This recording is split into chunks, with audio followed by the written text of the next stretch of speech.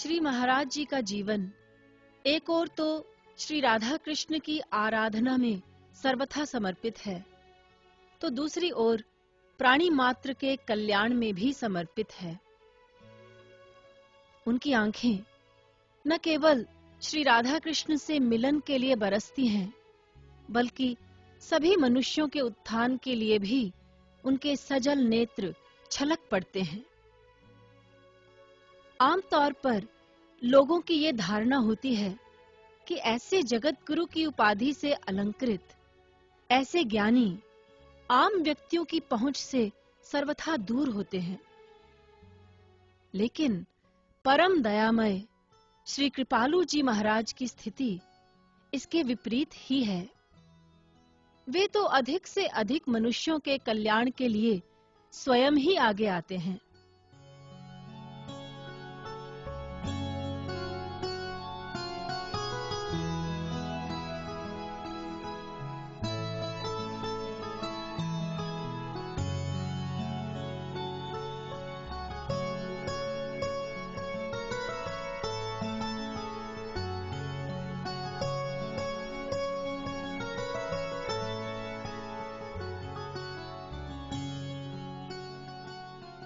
चौरासी वर्ष की आयु में भी श्री महाराज जी प्रातः 3 बजे से अपनी दिनचर्या प्रारंभ कर देते हैं।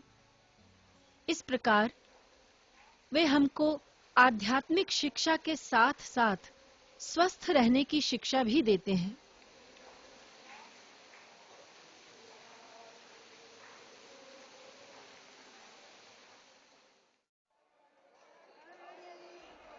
श्री गुरुदेव समय-समय पर भोजन कक्ष में आकर स्वयं निरीक्षण करते हैं।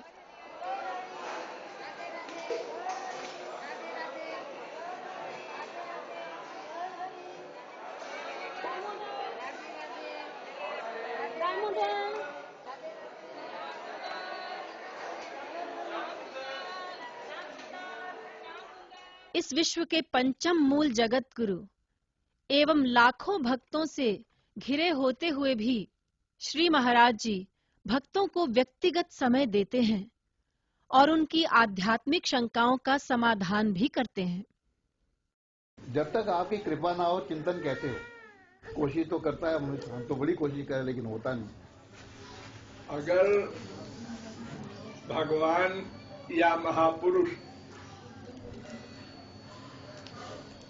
कृपा कर दे कि सबको चिंतन होने लगे तो ये संसार ही क्यों रहता। किसी को फिर कुछ करने के लिए वेद पुराण आदेश क्यों देते कि तुम ऐसा करो ऐसा ना करो। भगवान ही सोच लेते, कृपा कर देते तो सब जीवों का कल्याण हो जाता। और संत भी अनंत हुए हैं, तुलसी सूर मीरा कबीर नानक तुकाराम। तो ये लोग कृपा क्यों नहीं कर दिए कि हम सब लोगों का कल्याण हो जाए। उनकी कृपा यही है कि हमको सही मार्ग बता दें और इसके बाद उस पर चलना, ये हम लोगों को कृपा करनी पड़ेगी। ये भगवान और महापुरुष कृपा नहीं करेंगे। उनके पास और है क्या कृपा के सिवा, वो तो कृपा ही करते हैं। उनकी कृपा को रियलाइज करना ये हमारा काम है। श्री महाराज जी की प्रेरणा से भक्ति धाम मनगढ़ में एक विशाल अस्पताल बनाया गया है, जहां प्रतिदिन 1000 से अधिक मरीज आते हैं। इसका फ्रैक्चर हुआ था महाराज जी, वही हुआ था। इसकी 3 बोन का दर्द तो नहीं महाराज। भाई से पैरालिसिस हुआ था 7 महीने पहले, तो ये बेड पे पड़ी हुई थी और ये गर्दन बिल्कुल नहीं हिलती थी। गर्दन हिला के दिखाओ। अब गर्दन हिलनी, तीसरा दिन है आज, और गर्दन हिलाने लगी और पैर भी उठाने लगी है। संतों का हृदय मक्खन के समान कोमल होता है, ऐसा कवियों ने कहा है, किंतु ऐसा नहीं है। उनका हृदय तो मक्खन से भी अधिक कोमल होता है, क्योंकि मक्खन तो तब पिघलता है जब उसको ताप दिया जाता है, किंतु संत तो दूसरों के ताप से ही पिघल जाते हैं।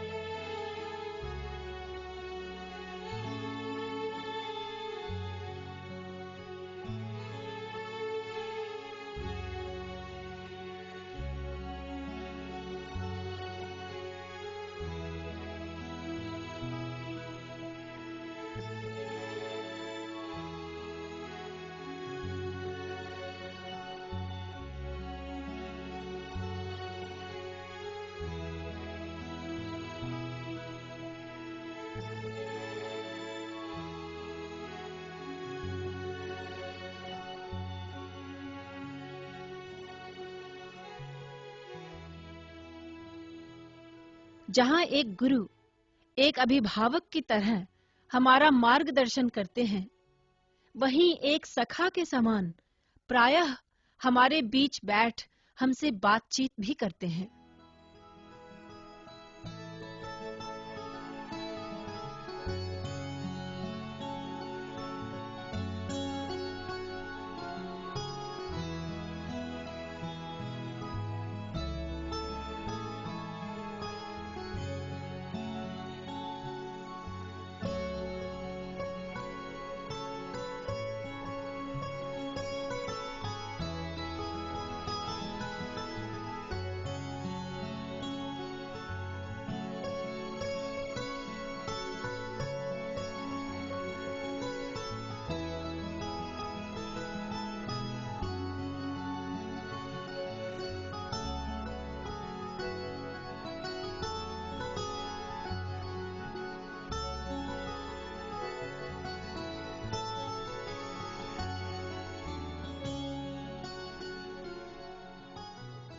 उनका व्यवहार, उनका प्रेम भाव, उनकी करुणा, उनका ममत्व ही अनेक भक्त गणों के लिए जीवन का आधार बन चुका है।